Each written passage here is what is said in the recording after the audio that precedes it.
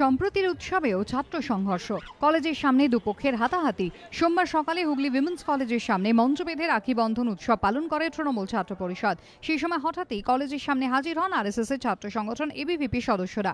অভিযোগ, জোর করে মহিলা কলেজের হস্টেলে ঢোকার চেষ্টা করে এবিভিপি। এরপরই সংঘর্ষে জড়ায় দুপক্ষ। কলেজে এবিভিপির কিছু ছেলে বাইকের মধ্যে তারা ফ্ল্যাগ নিয়ে নির্দ্বিধায় কলেজের ভেতর ঢুকে যাচ্ছিল। তখন আমি গিয়ে বললাম, দাদা আপনারা মেয়েরা হস্টেলে আছে, আপনারা ছেলেরা কিভাবে রাখি পড়াতে যান? আপনাদের কাছে পারমিশন আছে কি কলেজে ঢোকার? বললো না, আমাদের কোনো পারমিশন লাগে না। তো আমি তাদেরকে বাধা দিতে যাই, তখন আমার গায়ে তো হাত দেয়, আমার হাত মুচকে দেয় এবং মেয়েদের গালিগালাজ করে, মুখ্যমন্ত্রীকে গালিগালাজ করে এবং মেয়েদের গায়েও হাত তোলে। পাল্টা শাসক দলের ছাত্র সংগঠনের বিরুদ্ধে রাখি উৎসব পালনে বাধা দেওয়ার অভিযোগ তুলেছে এবিভিপি।